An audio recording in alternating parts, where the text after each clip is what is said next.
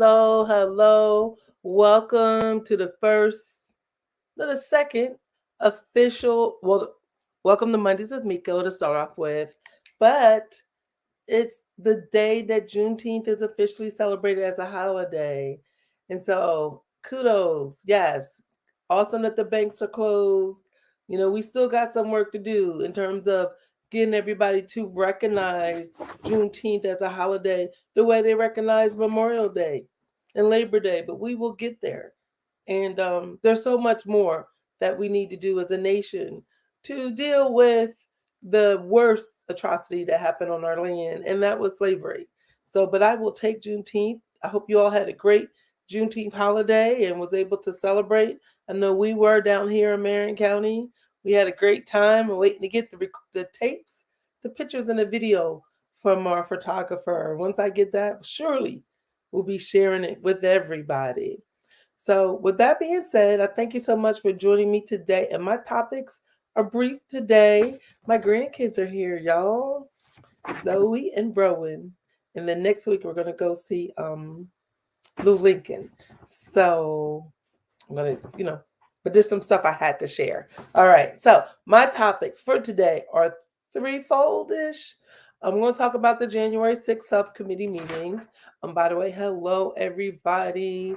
Um, feel free to, if somebody just commented hello, that means you must be in a group, because in the group I can't see your name. So Facebook user, just let me know what your name is if you don't mind. Okay, so I'm going to talk about the January 6th subcommittee meeting hearings. I'm going to talk about being visible in our community. Going to talk about hello. Going to talk about voting, and maybe one or two extra things depending on where we are on time. Okay, so let's just go ahead and start with the January 6th subcommittee meetings. Now here's the thing, I'm like, y'all, you gotta watch it, now we do know the first one was on in prime time. That was 8 o'clock, and then these other ones are at 10 o'clock during the day, which is only good for people like me, people with flexible schedules.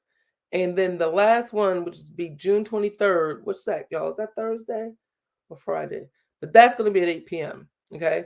So this last one on the 16th, it was kind of interesting. It was very dry, y'all. I'm like, okay, go turn and watch it. I'm pretty glad that this was on at 10 o'clock in the afternoon and morning, because it was dry, but it was so important. And my bad, I got to get better with writing down the names of the people who are testifying. But they had a judge testify, and he held on to every word. Like every single word he said was very, very deliberate. It was very heavy on the Constitution, right? So you really had to listen. And I caught myself falling asleep a couple times, but it's very important. Not funny, not funny. I'm laughing just because how dry the material was delivered. But you can see they're kind of building, right? They're kind of building on a story that we all need to understand. And there's a couple key points that I wanted to share with you all. I'm gonna get back to Pence. Um, but we just had Father's Day, right? And I love my daddy. My dad spoils me absolutely like crazy.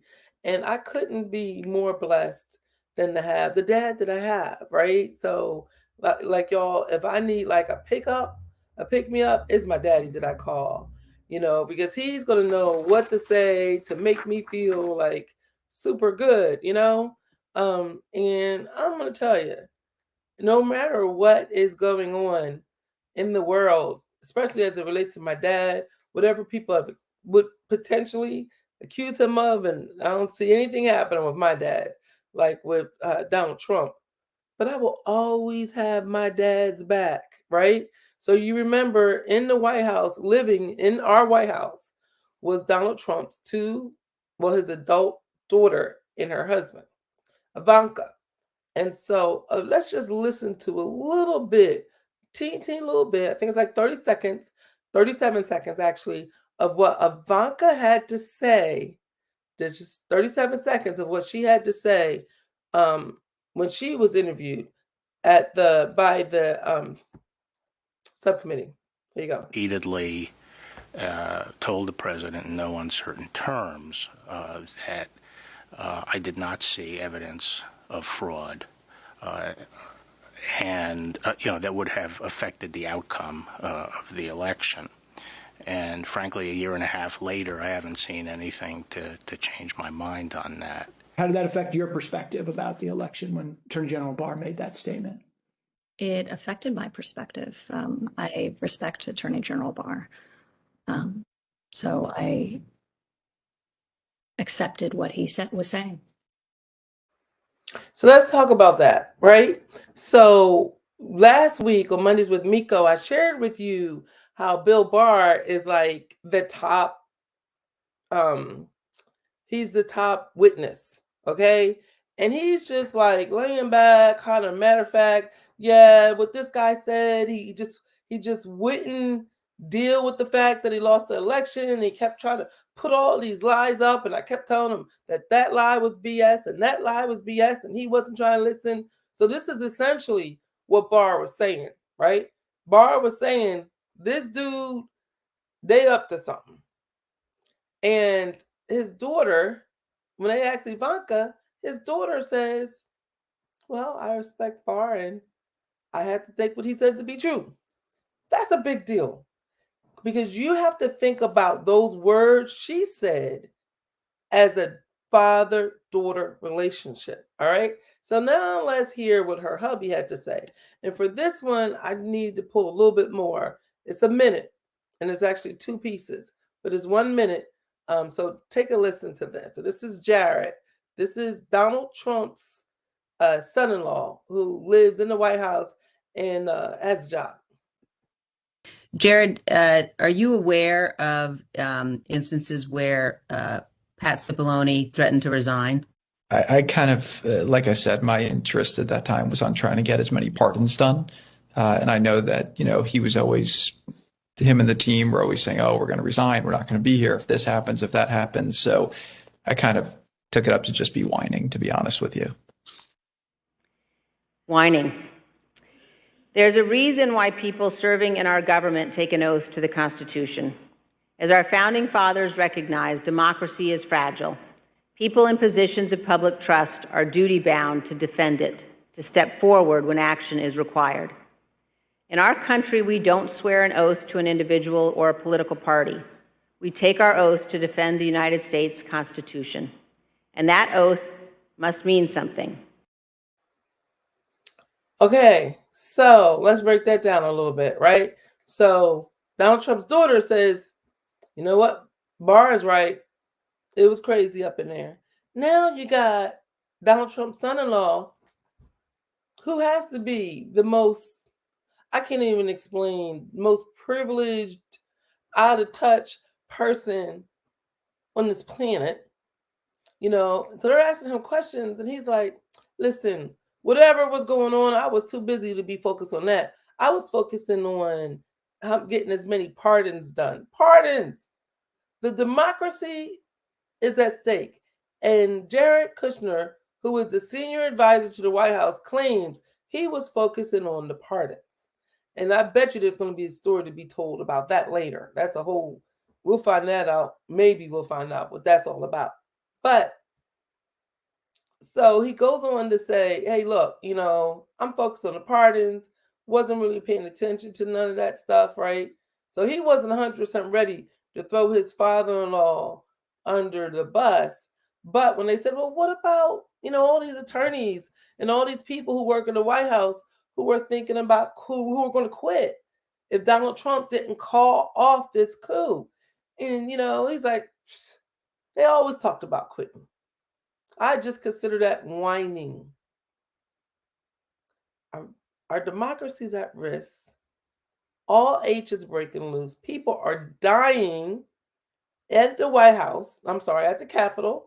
People are dying. And he, whatever, whining. This is insane. This is absolutely insane. You guys got to stay tuned, right? So that's not it. Another thing was they talked about Pence, and I should have had some, but they showed just how close Pence was to getting got, right? And so, then Secret Service doing their job and they're like, hey, look, dude, you got to get up out of here. They're coming to kill you. And Pence said, I ain't going nowhere. No, he didn't say that. This is what he said, and I quote, I'm not getting in that car. So the pundits was like, oh, initially he didn't want it to be looked like the vice president was running from the scene. This dude said, I'm not getting in that car, because he knew the president of the United States of America was coming for him, trying to kill him. So think about this. If you are, and last week I talked about I'm going to call them innocent partakers of the coup, right? Because remember the last week, they talked about the numerous, like 25 emails a day, text messages, that you've been scammed. The election is a fraud. We really won. You got to get out in the street. You got to fight like hell. Matter of fact, it was Rudy Giuliani. It says, let's have trial by combat. Okay? The president's attorney, right? So here you are in any place in America, Main Street, anywhere in America, and you're hearing this. You're getting texts. You're getting robocalls. It's like, you got to go. You got to go. You got to go. Your president needs you. This election was stolen. That's all you know. Meanwhile, the president in the White House, for weeks, he went to court 60-some times. For weeks, he knew it was a lie, and he kept saying it. And he kept sending you a text message, and he kept sending you an email. He knew it was a lie. His daughter knew it was a lie. His attorneys knew it was a lie. His son-in-law knew it was a lie. Everybody in the White House knew it was a lie but you or your neighbor, who got in their car and they went to D.C. to fight like hell. So when you look at it, you say, wow, this was a coup plan to overturn the election. Or maybe not. Maybe it was a coup planned by a crooked president to stay in power. There's a difference. He wanted to stay in power, and he was going to take power the same way these other dictators have taken power, and he was going to make it work for himself. It had nothing to do with all those people. And this weekend, take a look at it, Trump he did a 90-minute speech, still doubling down on this nonsense. Still doubling down. So at this point, y'all, we all got to get involved. We got to listen, because Trump is basically using these people. Fox News is part of it.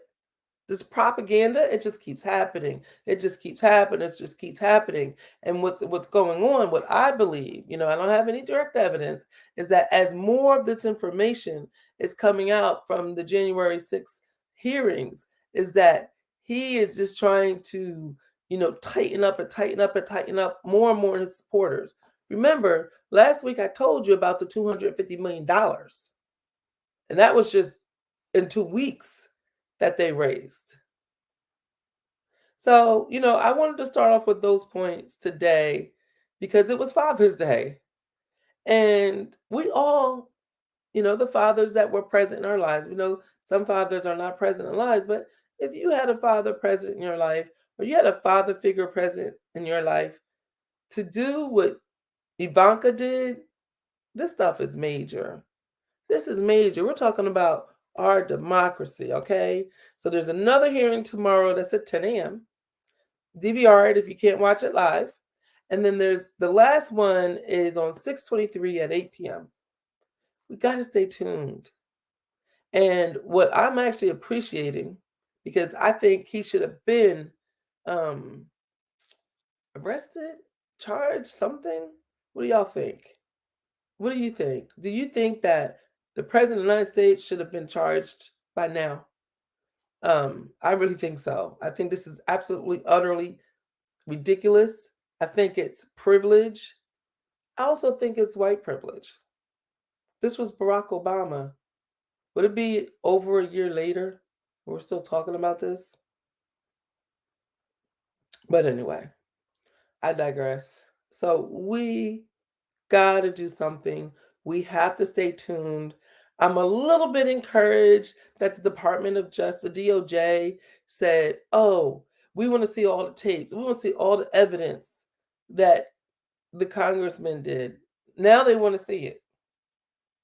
We all saw it. You all, the part DOJ, what is wrong with you?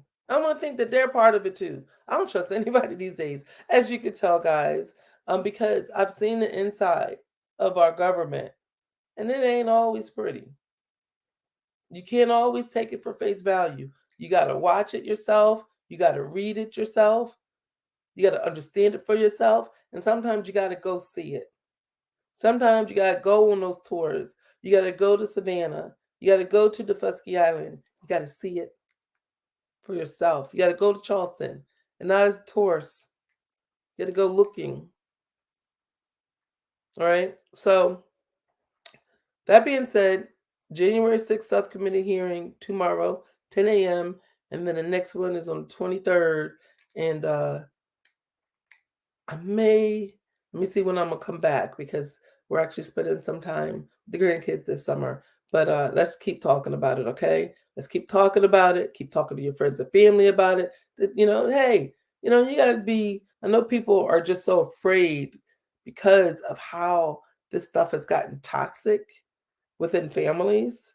And you bring it up and it's just like, oh, but Trump is a good guy. No, just talk about the facts.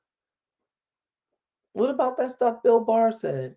What about Pence being afraid to use the Secret Service? Don't trust them. Bizarre.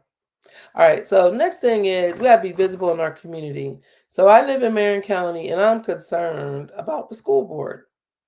Let me tell you why I'm concerned about the school board. And I haven't called anybody, and I'll be calling you when I get back from vacation. The school board meeting, it seems to be jumping all over the place these days. They only meet once a month. And I've said before on the show that I was concerned because they only meet once a month, and you have to kind of be wadir. You got to sign up in order to speak at a school board meeting where we pay taxes. So, I'm working on what I'm going to say, but I'm definitely going to ask the school board directly at a school board meeting, what will it take to change that practice? I think that practice, seeing that they only meet once a month, is just not right. We're talking about our children.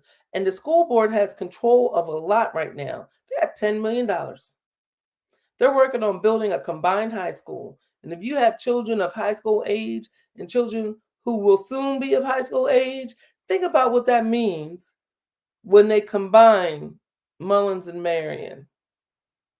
Put them in one school. You want to be at the table? Or do you want to have to go to a school board meeting and then wait to that next meeting to sign up to say what you guys say? I don't think that's right. I think the public at school board meetings, saying that you only meet once a month, should be able to speak at the meeting.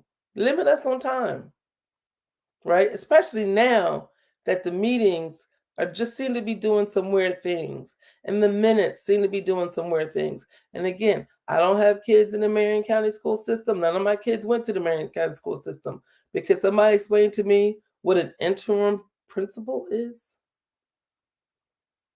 They just pick somebody while they hire? Is that what's going on? Oh, she says, wait for them to hide the money. Anytime they do that. Yeah, so we're talking about Sister Mo Diggity's talking about the school board. That means that if they're playing with money at the school board, and all respect to our superintendent. I respect her a lot. But sometimes the community, we got to show up. Now, there's a meeting tomorrow. We always need to show up, you know that. But sometimes we really need to show up. There's a meeting tomorrow. Think at 5:45. That's what the agenda said. Or what did the agenda say? The meeting was last week.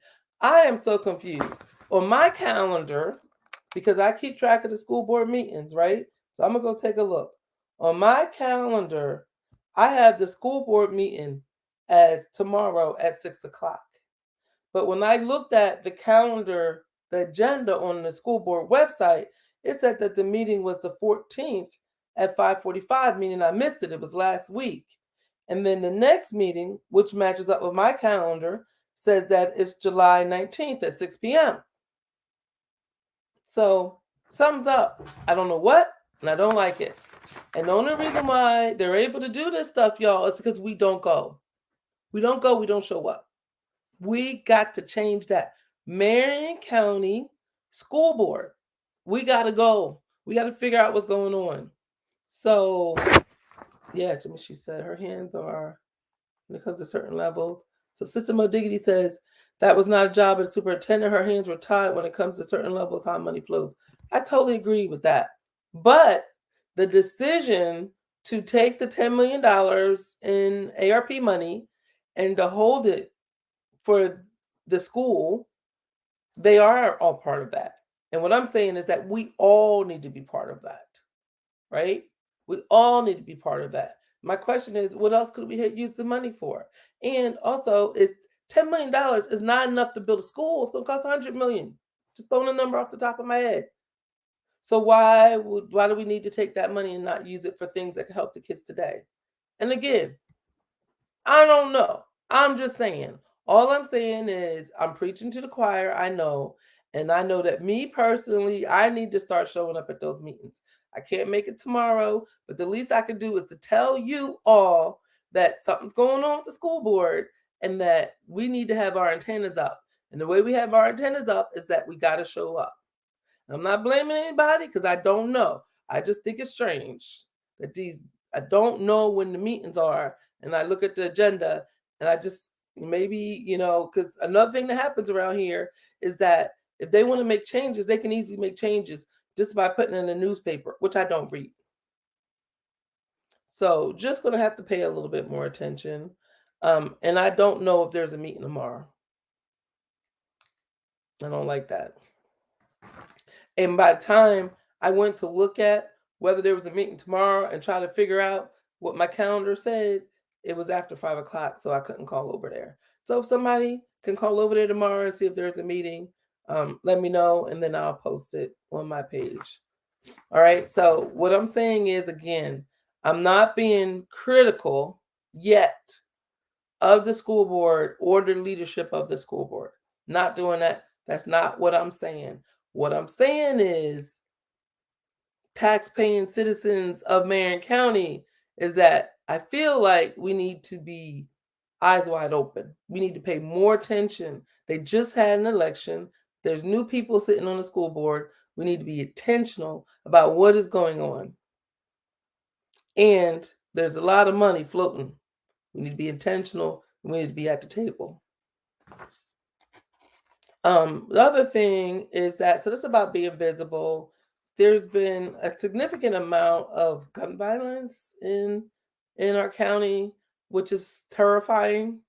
Young men killed, terrifying in a county this small. So, and I'm not sure if you guys know of any nonprofits that are on the ground that are doing like anti-gun violence work. There was a grant that came across my desk last week, and it had like a 48-hour turnaround time. And unfortunately, I didn't know of any. I sent it to somebody I knew in Horry County. They do Gun Sense, a Gun Sense nonprofit, but I didn't know anybody in Marion County. So if you know anybody, I think there may be some moms that do some gun violence work. If somebody could send me some information, so at least when these grant opportunities come across, I can make sure that they get across to you, because there's a lot that's going to happen, especially coming out of, there's money out there, especially coming out of what happened in Texas. And the one thing that I liked is, let me see, Film Star, we had a gun, in film industry, it was a great turnout, Peter North, old adult film star. We had a gun protest at the adult film industry. Now, I don't know what that's about, so that's a little bit too much. So I'm not going to comment on that. But here's the thing: is that coming out of these mass shootings and things like that, there are resources that we could tap into for our own community. And there was a young man who was running for city council in or maybe county council, I should know. City council in Marlboro. His name was Jaheim McLaren. And what he was saying as part of his campaign speech was he was tying clean communities to violence. He's like, hey, look, if I get elected, I'm going to go in and I'm going to clean these communities, right? And if you have clean communities, the tax, he was correlating the fact that cleaner communities probably have less poverty, but cleaner communities have less crime. So let's clean the community and let's see what it does to crime. I think that's really good, right? So maybe there's some efforts out there that we could work together as a community. And it's a lot bigger. We know we got to work with the police.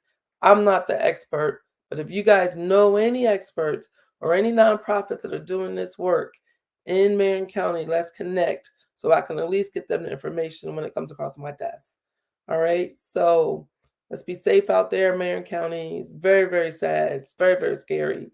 We got to do something about guns. Not related to guns. I still haven't got the exact date on when we're going to have the town hall meeting where they're going to provide the actual facts of what happened to Prince Gurley. He was a young man with mental issues who was stabbed by a Marion City police, shot and killed by a Marion City police officer. So he had a knife, and the police officer in Marion City shot and killed him. So, but there's a lot more to that. So there's going to be a meeting, and the meeting is going to be held by the Racial Justice Network. They've hired an set of attorneys that are working on this case, and they're coming to Marion so the community can hear directly what the facts are. Because I think you will find some of the facts are quite astonishing, and you should know who is currently patrolling in our community. All right, so we got to be visible. School board meeting talked about that. Let's work together as a community, see what maybe we can do about some of this gun violence, and then let's also there's a date coming up for the Prince Gurley town hall. Vote. It's time to vote. So we just voted. So this is what happens. I'm gonna be brief. So what happens is that when you have an election, if not one person gets 51% of the vote, then it goes to a runoff, right? And so we got 2-3 runoffs in our community. At the local level, which is very, very important. I live in District 5. There's 2 people that are running at the local level. So before there was 3, now it's down to 2. And those 2 that are running at the local level is Reggie Washington, and the fireman, and Taurus Gilcrease. He works for the City of Mullins.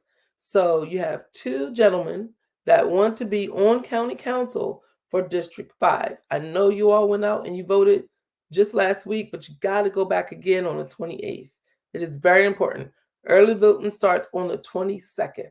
Also down in Britain's Neck, they have a runoff. And I don't know the candidates' names, but now it's down to 2 candidates in Britain's Neck that we got to go back and vote for.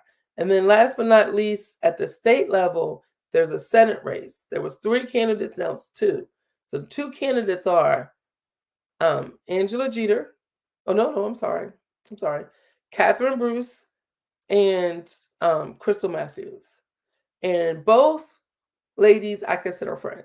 I really do. The reason why personally I am pulling for Crystal Matthews is because of her progressive work, and because she's currently she's ran for office before, she's held a seat, she's currently a state house rep. She was the only one in the race that was a state house rep, and she really needs our vote. So we got to go back out there, okay? We got to go back out there. So that's on June 28th. Really, really, really important. And last but not least, with just a minute left to go, I'm going to say 2 things.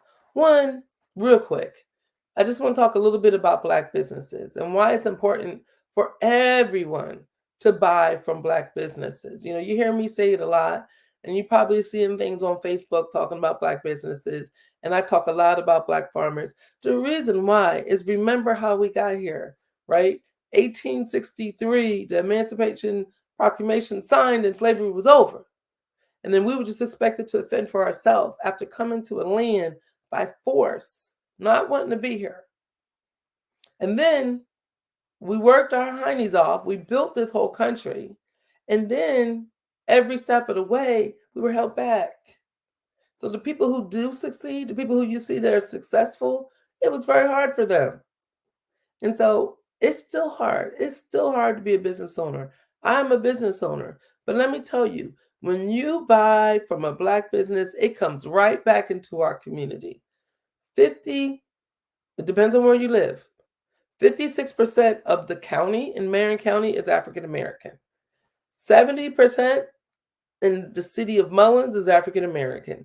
80% in the city of Marion is African American, right? So when you pour into those businesses that make up the majority, what are they going to do? They're going to buy more. They're going to put more into taxes. They're going to help build our community even bigger and better. So just be deliberate. Yes, I love Bath and Body, but I also buy from essential oil companies, small businesses, right? Be very deliberate. I do not buy Johnson & Johnson's baby oil anymore because I can get those kind of things from small businesses. So think about, and from a clothing perspective, I want to be able to figure out how do I, because I'm always asking, okay, what size does it go up to? How do I get some of my clothes from Black businesses? And that's not at a detriment of white businesses because you get it. You have the main street fronts, you got what you need to be successful in business. Now we need to help each other out. And when we all are successful, then we all thrive. More tax money goes into our cities, less crime, better schools, right? More opportunity for your children. So if you can, please be deliberate about supporting Black businesses. And then last but not least, the community garden food share. So I'm going to put on a different hat for a second. And that's the nonprofit work I do with Pick 42 Foundation. And I'd be remiss if I didn't share some amazing news. The community garden food share, we do that every Friday between 6 and 7. And basically what we do is all throughout the week, we're harvesting food from the community garden. And right now we've got squash and cucumbers, and we got cantaloupe that are on the way. So squash and cucumbers, we got cantaloupe and okra that are on the way. But we also ask if you have anything in your garden, if you could bring that at 5 o'clock to share, if you have extra. So for instance, this week, I'm looking to bring, I've got so much mint. So I'm going to harvest the mint, and then I'm going to bring it to the community garden, and then we're going to share it. We had a farmer, Mr. Lawson, last week that donated, oh my goodness, I got to bring it up real quick because I got to shout out what he donated. It was incredible. Not only were we able to allow 20 people to shop at the community garden on Friday for free. By the way, when we do the food share, it's free. No one has to pay. So you get fresh vegetables for free. Mr. Lawson donated 10 bushels of white potatoes, 3 bushels of yellow squash, 8 bushels of zucchini squash, and 1 bushel of cucumbers. So everybody who came out there was able to fill up their bags, get food that they need. No one took more than they could use. They took the food that they can use. And one guy came up and said, I just need 2 cucumbers. Isn't that awesome? And we had bell pepper that had came out the garden. He said, I just need 2 cucumbers. Take what you can use. And if you have extra, bring it. And then, so this is a couple of things we're doing. Yes, we're dealing with food insecurity, but we're also dealing with eating more healthy food, helping people to be encouraged about having gardens and what you do with the abundance of food. And then and we know everybody's talking to me about the price of food in the grocery store. Well, don't buy it in the grocery store. Come to the community gardens on Friday between 6 and 7, located on 114 Broad Street. All right. So I just had to put that in there. The community food share, I'm loving it. It's like a dream come true. And there's two men that I have to talk about. Of course, my husband always, Dom Pickett, he holds it down with Pick 42 Foundation. But Mr. Bill Nelson and Stephen Harnett, everything you see, and when people come to the garden, they look and they see what's going on. Them two gentlemen have been, and Portia Fay, she won't even be on the picture. But she goes, she checks on that garden every day. She harvests the food. Mr. Bill and Steven, they're there constantly texting me, let me know, oh, we're here, we're watering. Steven has been exclusively watering the garden. So when you're eating that food, when you get the free food that you're eating, it was grown with love. Stephen Harnett loved on every single plant that was out there. Mr. Bill loved on every single plant that was out there. I mean, they literally baby every plant, like creating these circles so that they could make sure that it gets all the food and picking off like one little brown leaf. It's amazing. It is absolutely amazing. So if you see Portia Fay, Stephen Harnett, or Mr. Bill Nelson out in the community, please make sure that you thank them. There's a program that Pick 42 Foundation is running, and it's just an overwhelming success. I could not be more proud of the outcome of what's going on with the community garden food share. And guess what? Lord willing, come September, we will get funding and approval to have 4 more gardens. Can you imagine how much food we're going to have? You'll be able to save all of your fresh garden food bill and just come over to the sorry Piggly Wiggly and Walmart. We're taking your business because Marion County is going to eat fresh food that we grow together. All right. So anyway, have a wonderful day. Have a wonderful week. And happy day that Juneteenth is celebrated in the United States as an official holiday. Bye, guys.